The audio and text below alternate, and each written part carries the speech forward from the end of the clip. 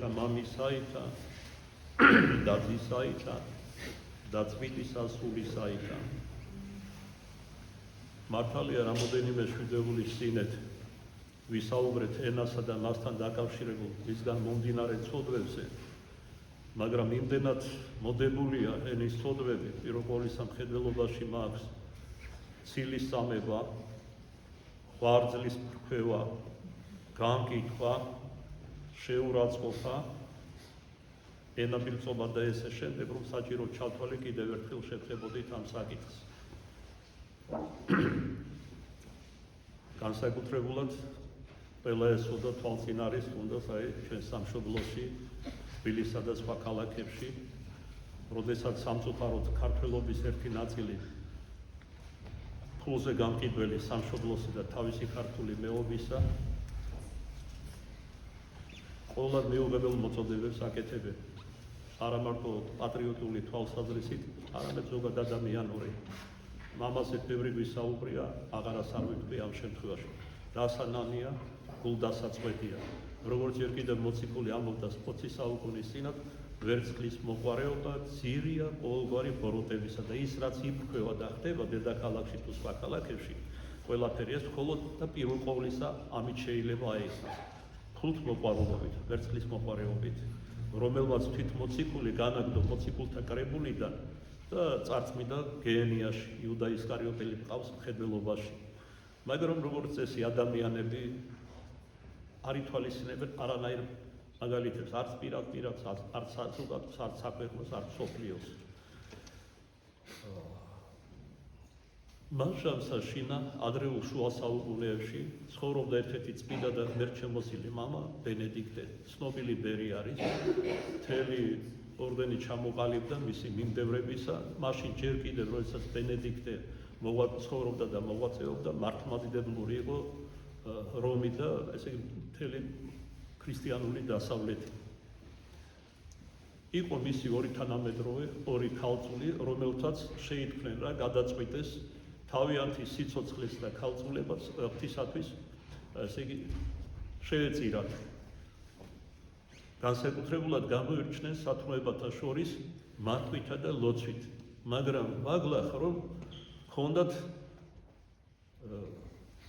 ძიმე ცოდვა ენასთან დაკავშირებული, განკითხვა. ეს მათთვის ჩვეულებრივი ამბავი იყო. ცოდვათაც კი არ მოიაზრებდნენ.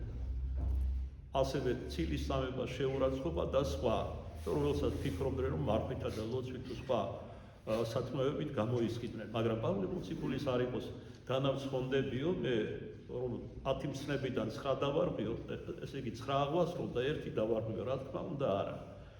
სრულყოფილების უნარი და მისწრაფება თავად სრულყოფილებისკენ, ჭეშმარიტებისკენ, ანუ ღვთისაკენ, თავად უფალმა ჩადო ადამიანში. მაგრამ ბევრი რამ ნიჭი, რომელიც ღვთისაგან მოგვეცა, ჩვენ განვაბნიეთ, არა ჩავაგდეთ.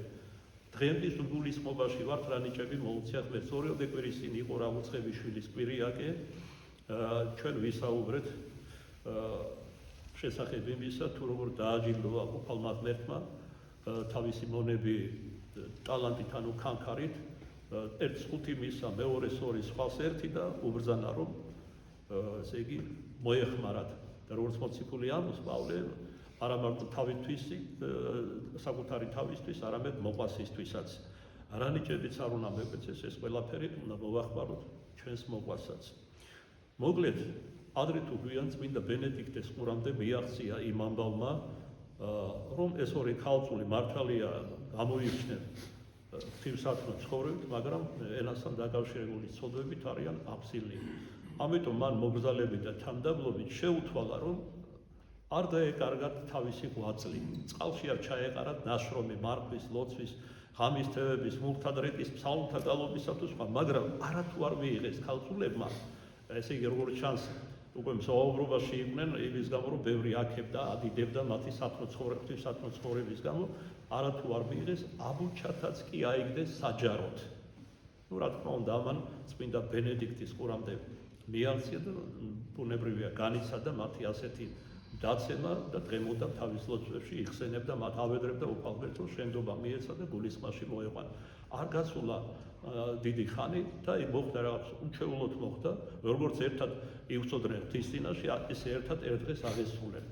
და რა კი ცნობილი მმართველი იყვნენ, რატომაც ასე გადაწყვიტა სამრევლო და სამღვდელოება მიქაველმა, რომ დაეგრძალათ ეკლესიაში.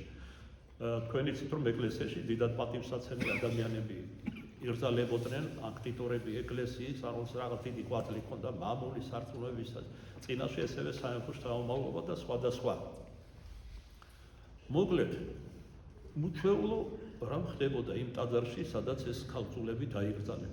წირვის დროს, როდესაც ესე იგი მე გამოგჩა მე ეს მნიშვნელოვანია, ბენედიქტემ გარდა იმისა, რომ დაარიგა, რომ ენისთვის მოევლოთ, შეუთვალა ისიც, რომ თუ ისინი არ შეისმენდნენ მის რჩევა დარიგებას, წმინდა ზიარებიდან განაყენებდა მათ. ესეც არაფრად ჩათვალეს, მაგრამ ხო ის აუცილებლია. როდესაც ლიტურგია იწყებოდა იმ ტაძარში, სწორედ იმ ადგილას, როდესაც კათაკმევლის ლოცვები იწყება და მღვდელი თუ დიაკონი, თუ დიაკონი მოუწოდებს მრევლს, რაოდენი კათაკმეველი ხარ, განვედით. კათაკმეველი ბერძნულად ნიშნავს მოუნათლავს, ნათლად გამზადებულს. და ესე იგი, ეს იყო მოწოდება ეკლესიის, რომ იწყებოდა დამთავრდა რა, ესე იგი, კათაკმეველთა ლიტურგია, შემდგომად პროსკომიდეისა, ყველა მოუნათლავი და ისინიც ამას გარდა, ვინც დაყენებული იყვნენ ზიარებიდან, უნდა გასულიყვნენ ტაძრიდან.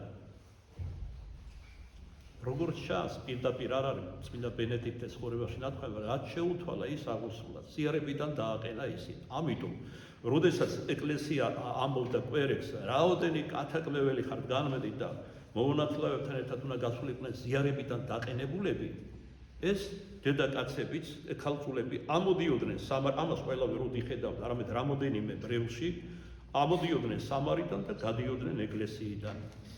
თქვენ იცით, რომ დიდი ჟულის კანონის მიხედვით სინანულის სხვადასხვა ხარისხები არსებობს.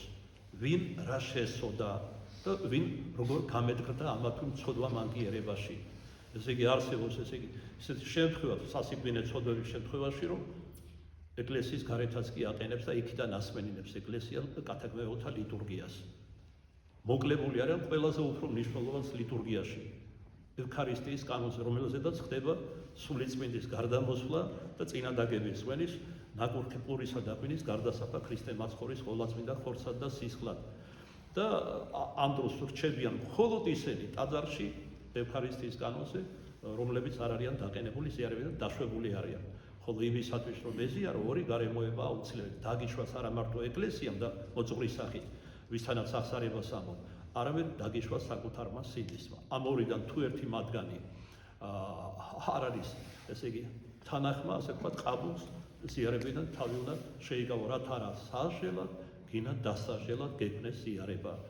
მაგრამ სამწუხარო რა არის, ჩემი მგლობის განმავლობაში ვაკვირდები რა, არა მარტო მე არა თქმა უნდა სხვა მოძღვრების მეტნაკლებად, რომ მიუხედავად ამ დაჟინებული მოთხოვნისა და სწავლებისა, ზოგიერთი ჩვენთაგანი სრულიად უდიერად დაუფიქრებლად და მოუმზადებლად მოდის წმინდა ზიარებაზე. არასერიოზულად აღიქვამს. ეს არის მისთვის მორიგი რაღაც ფორმალობა, რომლითაც მისი პირადი ცხოვრება არის სავსე. ამ დროს ეს ფორმალობა ვერ იქნება. არათუ მხოლოდ ყოვლადწმინდა ხორცი და სისხლი, რომელიც თავისთავად უდიდესი და უმწვერვალესი სიწმინდე არის ქრისტიანეთათვის, არამედ ამ გზით, როგორც ეკლესია გვასწავლის, თავად უფალი ჩვენი იესო ქრისტე შემოდის ადამიანში მისი მაცხოვნებელი ძალით. მაგრამ ის, რაც თავისთავად მაცხოვნებელია, წმინდა ზიარება შეიძლება დასაჟელიც იყოს ადამიანის. აი, ჩვენ გაგრძელებული პავლე მოციქული ერთ-ერთ ეპისტოლეში გვასწავლის, მიმართავს თავის პრელს და ეუბნება, რომ თქვენ შორის ამდენი ავადმყოფობა და განსაცდელები იმიტომ არის, რომ უღირსად განსტეხთ რას ქრისტეს ყოვლადწმინდა ხორცს და ეზიარებით. უფრო მეტის იმად არის თქვენ შორის ამდენი სიკვდილიანობა, რომ უღირსად ეზიარებით. თუმცა თავისთავად, როგორც უკვე ვახსენებ, ზიარება არის მაცხოვნებელი საიდუმლოება. მოკლედ, ყოველ ლიტურგიაზე, ყოველ ამ კვერებზე კათაკმევლისა სულები ამ დედაკაცისა გადიოდნენ ტაძრიდან. რატომ? იმიტომ, რომ აღრძალული ჰქონდათ წმინდა მამის მიერ ევქარისტიის კანონზე დასრება.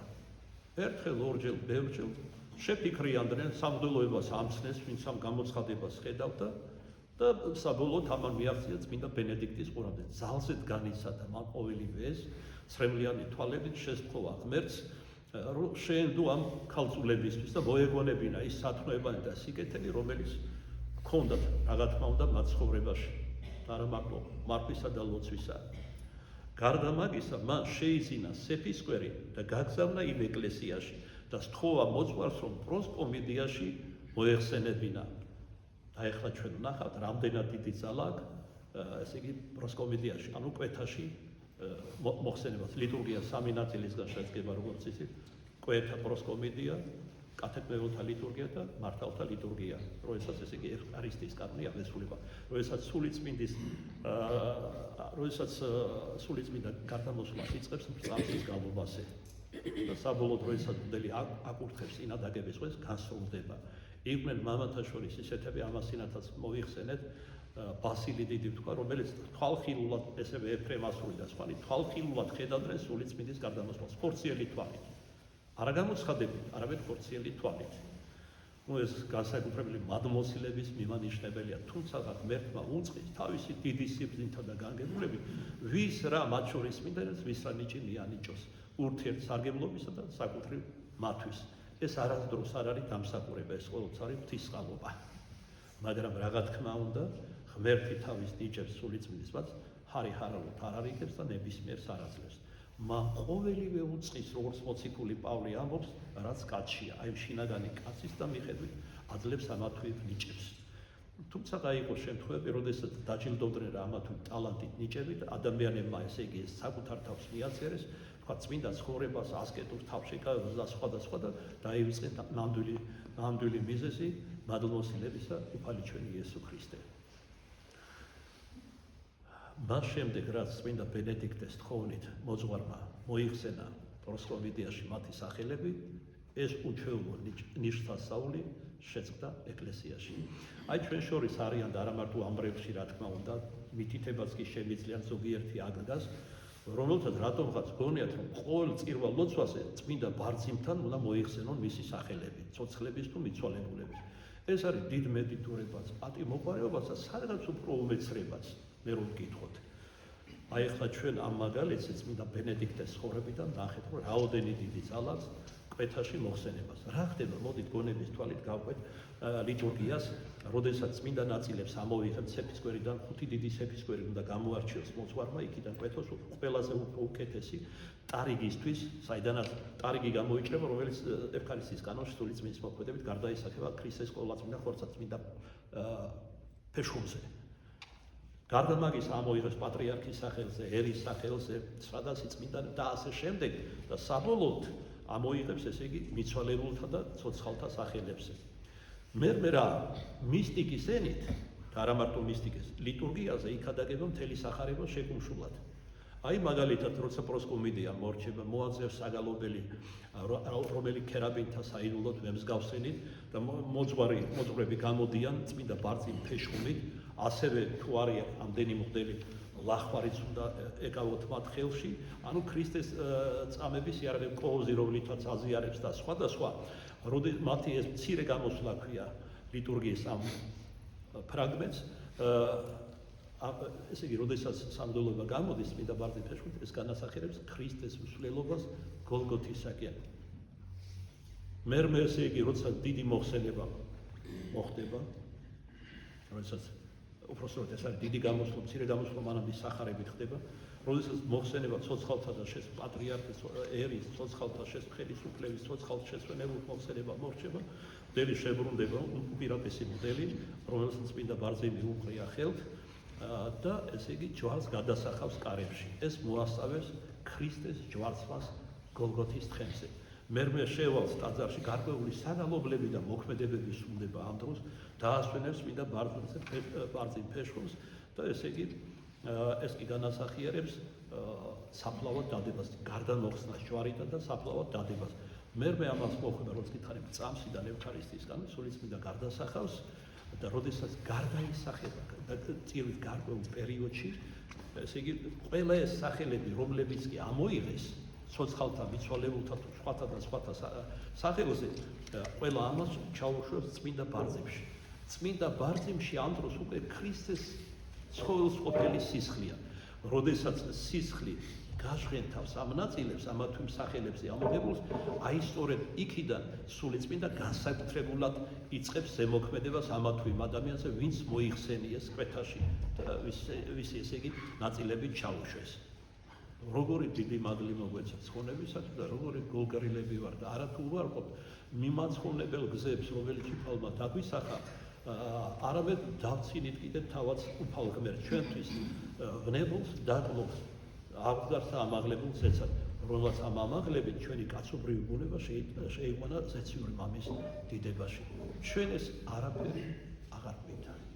დღევანდელი კაცობრიობა შეპყრობილია ვერცხლის მოყვებით. ყველა ეს დიდი პროცესები თუ მცირე რაც ხდება დედამიწაზე, გნებავს აი ეს ომი, რომელსაც ლაპარაკია.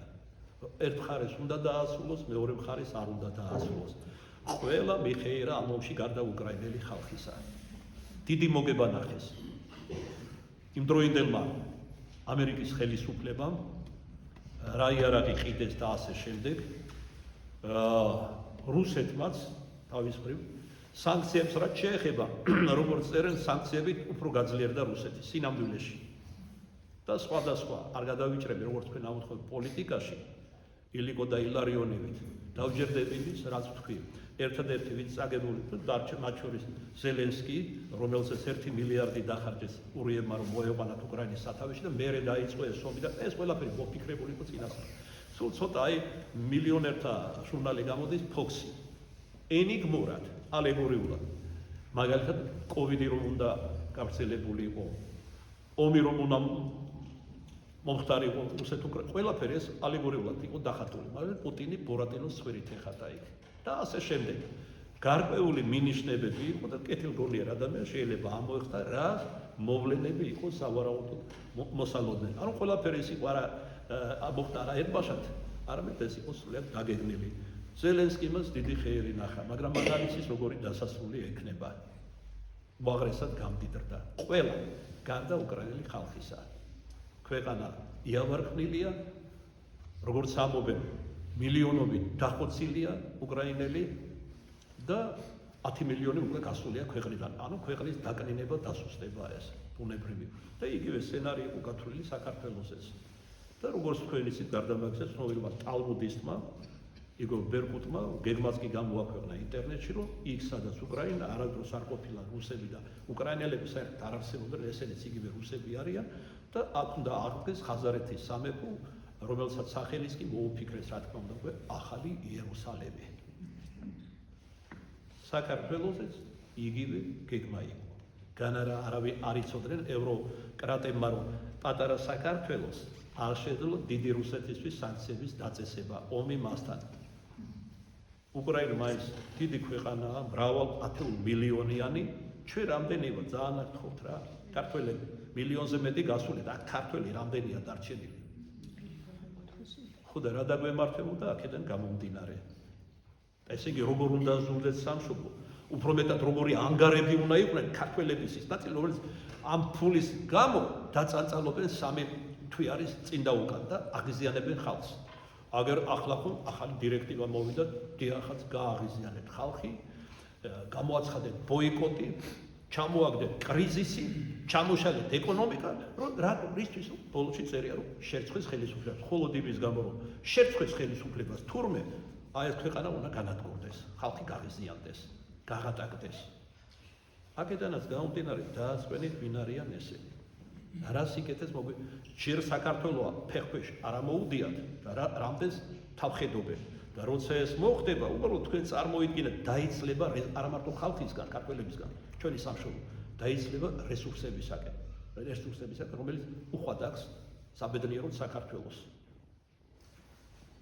ესევე უნიკალური ბუნება.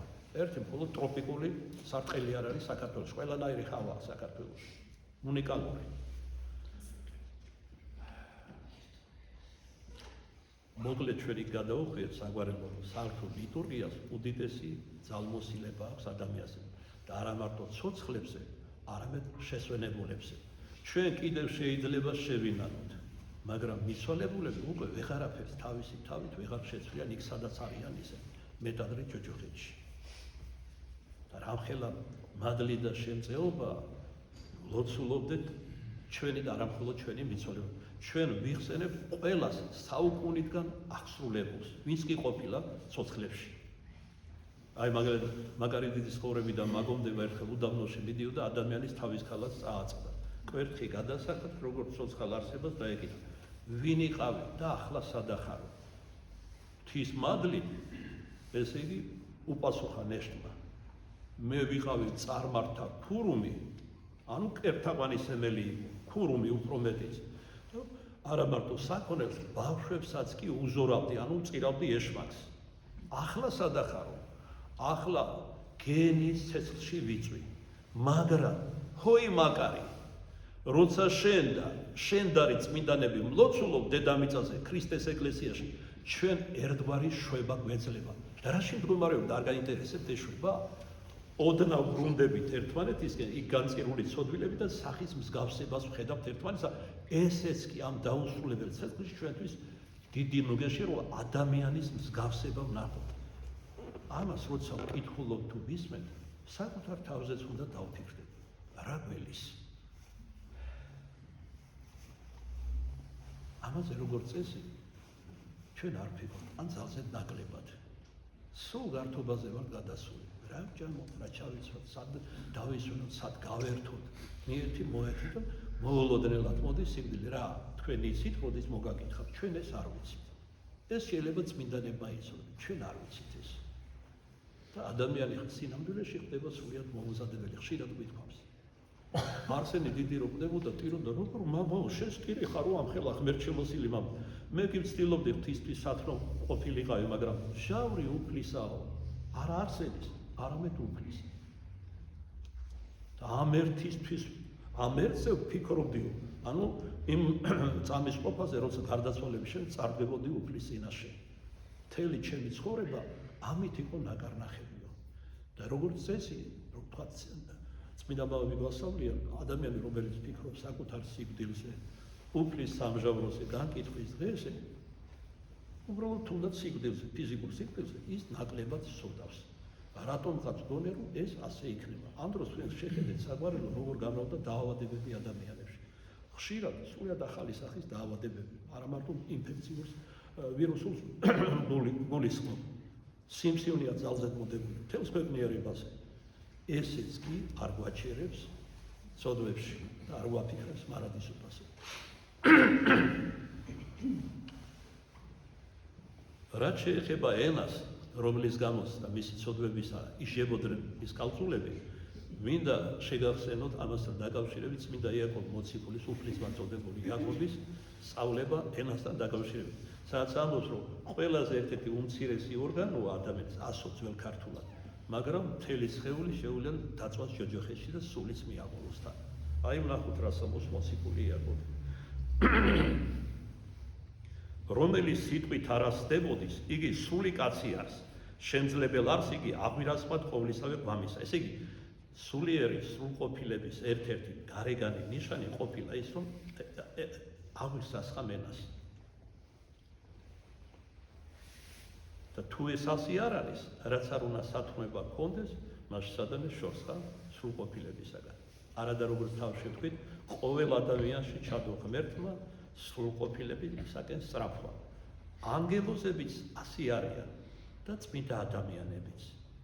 და როგორც წმინდა მამები გვასწავლიან, მათი სწრაფვის საგანი არის უფალი ჩვენი იესო ქრისტე, დაუღამებელი მზე, ამ ნათელს მიევლტიან, მიესწრაფიან ისინი. ვერასოდეს ვერ საუკუნო თუკუნისამდე იქნებიან ამ მილტოლვაში ღვთისაკენ, მაგრამ ვერასდროს ვერ იქნებიან შელტოლვილი, ძველ ქართულად რო ვთქვა, ვერ მიუახლოვებიან ღმერთს, იმიტომ რომ ღმერთი არის თავსაბამო გარეშე მოუწერელი და ესე შემდეგ. მაგრამ თავად პროცესი ადამიანურ ენაზე ვამბობ, ისკენ სწრაფვისა ადამიანებისთვის არის სიხარულის და ესე იგი სინათლის მომნიჭებელი. და ეს სწრაფვა ჩადო ადამიანში, როცა ის დედამიწაზეა. მაგრამ აი ეს ჩვენი სხეული, როგორც უხეში კრეცაბილი, როგორც მოციქული იტყოდა, ფარავს ამ დაუღამებელ ნათელს ჩვენგან. ეშმაკი კი თავადი ამ სოფლის ყველაფერს აკეთებს, რომ დაგვარწმუნოს, არანაირ უხილავი ღმერთი არ არსებობს, ცხოვრება არის აი ეს დატკბი, იხარე. ეს არის სრულიად ათეისტური შეხედულება ადამიანის სიცოცხლეზე და ცხოვრებაზე, რაც ჩვენთვის ყოვლად მიუღებელი არის. მაშენაი მცირე ასვარს და დიდად მაღლუის. აჰა ესე რა, მცირემან ცეცხლმან რაოდენი ნივთი აღარ შედარებას აკეთებს. რა პატარაა ცეცხლის ნაბერწალი, რა ხელა ხანძრებს იწვევს. და ენაი ეგრეთვე ცეცხლარ სამკაულის სიცრუისაი. ენაი კაცთა ვერვის ხელეწიფების დამწყსად, დაუპყრობელი ბოროტი, სავსე გესლითა მაგვდინებელითა. ცნობილი ქართული გამოთქმას ამას, რომ შეგიძლია სიტყვითაც კი მოკლა ადამიანი. განსაკუთრებულად თუ გიყვარს ის ადამიანი, აი მაგალითად შობელი, რომელსაც უყვარს შვილი და რაც ბუნებითი სიყვარულია, ეს ნასავლი არ არის არავისგან. როგორი გამგვირავია, განსაკუთრებით როცა ასაკში შედის შობელი და დაავადებულია, ყოველი გესლიანი სიტყვა, ან უკმეხი, ან უკმაყოფილო, ან უზრდელი შვილისაგან მშობლის მიმართ წამოსროლილი. და ეს ხო ჩვეულებრივი ამბავი, დედასაც აგინებენ და დედას იგინებიან და როგორც ჩვენ აღსარებები და ვიცი, ხელითაც ეხებიან და ზოგიერთი მშობელი ტერორში ხავთ. აი ვიცი ესეთი ნამდვილი შემთხვევაც, რომ ღრმად მოხუცებული დედა მარტოხელა ყავს ერთადერთი შვილი, ვაჟი, რომელიც პირველ და იმიტომ იჟება, რომ ვერ გაზარდა ეს ჯეროვან ადამიანად, მოქალაქედ როგორც იტყვიან ხოლმე. ეხლა ეს ადამიანი ხო პერიოდულად ლოთობს დედის პენსიას პარას, ან აიძულებს მისცეს. და არის ახალგაზრდა კაცი. დედაც გახარებულია, რომ შვილზე ზრუნავს. ეს არ არის ზრუნვა. მე როგორც ვუთხარი, ეს არის დათორი სამსახური. და ეხლა ნუ წუწუნებ, რაც დათესე, იმას იმკი. სამწუხაროდ. ამიტომ არის ბიბლიაში ნათქვამი, ვინც თავისი ყრმისთვის, შვილისთვის წყეპლად დაინანებს სიყრმეში. სიბერეში ორივე გამწარდებითო, შობელიც და შვილიც. და ეს ერთი მაგალითია, ასეთი მაგალითები უამრავი შეიძლება მოვიყვანოთ და უფრო მეტი ჩვენ არ ვიცით, მაგრამ ერთმანეთისაგან გვესმის. ამას იმად კი არ ვამბობ, რომ განმიკითხოთ ეს ახალგაზრდა თუ სხვები, ამას იმად ვამბობ, რომ ჩვენ მაინც გავფრთხილდეთ. მე ახლა ჩვენი ბავშვობაში სულ სხვანაირი დამოკიდებულება იყო მშობლებთან. როგორ გავბედავდები მშობლისთვის, მამისთვის, განსაკუთრებით თვალებში შემეხედა და რამე მეთქვა უხეშად. ან ზედმეტი სითამამით. როგორც მაშინ ამბობდნენ, მამის სიტყვა მშობლის ჩემთვის იყო კანონი. ალბათ ეს დროება უკვე აღარ მობრუნდება არც ჩვენთან და არც სრულიად დედამიწაზე. უფსრულისაკენ მიექანება კაცობრიობა. მე მარტო ამ მომებსაც არ გულისხმობ. ყველა იმ პროცესებს ერთი სიტყვა რომ ქვია, სატანიზაცია კაცობრიობისა, დეევანგელიზაციის გზით. აი ხედავთ თქვენ იაკობ მოციქული როგორ მძაფრ შედარებებს აკეთებს, რომ ეს არის დაუპყრობელი ბოროტი ენა, სავსე გესლითა მაგვდინებელითა. მით ვაკურთხებთ ღმერთსა და მამასა და მითვე ვწყებთ კაცთა, რომელიც მსგავსად ღვთისა შექმნილ არის თავად ღვთისაგან. იოანე ოქროპირიც როცა განმარტავს ადამიანის შექმნას ბიბლიის პირველი გვერდებიდანვე ვიხასიათებს არა მარტო სულს ადამიანის, რომელიც არის სწორედ ხატად ღვთისა შექმნილი, არამედ სხეულს, რომელიც ასევე დიდი ჰარმონიულობით, სიბრძნით და სიყვარულით შექმნა ღმერთმა და მოგვანიჭა. მართალია ეს დროებითია, მაგრამ ისიც დიდი სიყვარულით შექმნა და მისცა ადამიანს. იოანე დამასკელი როგორც ამას ის ადამიანს მიანიჭა როგორც საშელი პირველი ცოდვისგან, მაგრამ იმავე დროს როგორც წყალობა. იმიტომ რომ ეს უხეში კრიცაბელი წეგან ვახსენე მოციქულის სიტყვები არ აძლევს სულს, რომ ანუ სხეული არ აძლევს სულს საშუალებას, რომ დაინახოს დემონური სამყარო, ეშმაკთა საუფლო. ეშმაკებს სხვანაირად მოციქული პავლე ჰაერის მცველებსაც უწოდებს. მთელი ეს ეთეროვანი სამყარო აფსილი არის არაწმინდა სულებით, დაცემული სულებით. ხოლო ეშმაკი ისეთი საზარელი იერისა, ამბობენ წმინდა მათვათისაკასური და სხვები, ადამიანმა რომ ის ნახოს საკუთარი თვალი, მისი სული მაშინვე გარბისხება, ანუ შიში ტყდება ადამიანი. ესე იგი მოვცა რა ამგვარი სხეული და დაფარა რა დემონური სამყარო, ღმერთმა ამაში წყალობა აჩვენა. მან შანსაშინა ეგვიპტის უდაბნოში სამი ბერი შეხვდა ერთმანეთს.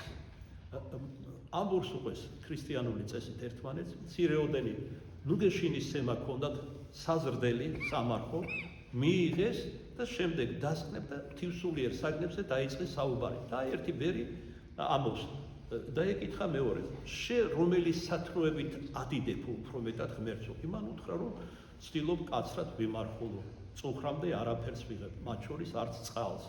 ზოგჯერ 3-ით მარხულობ, ზოგჯერ 7-ით, ანუ 3 დღე არაფერს ჭამ, 7 დღე და ასე შემდეგ. დალოცეს ბერებმა ეს ბერი. რიღათი იღწიო ღვთის წინაშე. მე შუაღამიანზე ვდგები ყოველ შუაღამეს. ფსალმუნებს უგალო ღმერთს და ორიც მოვთა დრეკას აღვასრულებ ღვთის სიყვარულისთვის, რომ შემიძლო შეწოდებანი. ესეც აქეს და ადიდეს ჭეშმარიტად მოსაწონია ღმერთისათვის შენი ღვაწლისა და მესამე გაჩვენებული იყო და არაფერს ამბობდა. ორივე დაეკითხა, შენ რაღაც აკეთებო. მე რაც შემეხება, ვერ გამოვიდებ თავს თქვენსავით, ვერც მარხვით, ვერც შუაღამიან, ვერც ლოცვით განსაკუთრებული. მაგრამ იმ დღიდან რაც ანგელოზის სქემა შევიმოს, ეს იგი მონოსნოთ აღვიკეცე, ჩემს ხახას განკითხვის სიტყვა არასდროს ამოსტენიაო და ფეხზე წამოდგნენ ის ორი ბერი და ადიდეს უფალი და დალოცეს თავიანთი ძმა, რომ შენ ჩვენ შორის ყველაზე მაღალი საზომისთვის მიგიღწევიათო. აი მესამე შემთხვევა, ასე ვთქვა, დამასრულებელი ერთ-ერთ უდაბნოში ცხოვრობდა ერთი მცონარე ბერი, ზარმაცი.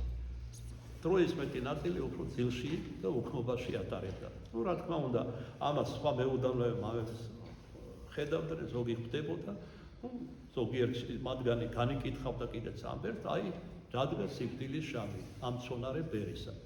როგორც ბერმონოსონთა ჩვეულება იყო, უკანასკნელი ნუგეშინის სემისთვის მივიდნენ მასთან, რომ ამბორიებოთ. მაგრამ ხო ისაოცრებო, ხედავენ, რომ სასიკვდილე სარეცელზე თავს კარგად გრძნობს. ხიარულის ყია და იღიმება. ვერ დაიტიეს ბერება და დაიტყვი, მაპატი კი არ გეწყინოს, მაგრამ ჩვენ ხო ვიცნობთ შენ ცხოვრებას, ასეთი ზარმაცი მცონარე და უდები იყავი და რა გაცინებსო, რა გიხარიაო. ყოველივე რას თქვით, ჭეშმარიტად ასე იყო მამანო, მაგრამ აი ახლა მე ვხედავ ანგელოზებს, რომელთაც ჩემი ცხოვრება წარმოადგინესო, ხელნაწერები, პეტრატები. და ამოიკითხეს ყველა ჩემი ცოდნა და რა თქმა უნდა პირველ ყოვლისა მცონარება და სიზარმაცე. მაგრამ ერთმა ანგელოზმა მეორეს უთხრა, ამას რაც მონოზონი გახდა, არასდროს არავინ არ განუკითხავს. ამიტომ ღვთისაგან მოვიდა ლოცვა გურთხევალს ესეთ გამო, რომ მიეტევნეს მას შეწოდებანი მასი და გვებრძანა, რომ სასუფეველში ავიყვანო. გადახიეს სოდვის სიგნები და გალობით და კბებით აამაღლეს ეციურ სასუფეველში. ესე იგი, ჩვენ ხედავთ გარეგან ადამიანს, განვიკითხავ, ღმერთი ხედავს შინაგან ადამიანს. ან შენ რომ განიკითხავ, რა იცი, რომ ის როგორ ნანობს, რა საიქს გამოსასწორებლად, ჩვენ ხომ არ ვიცით ეს.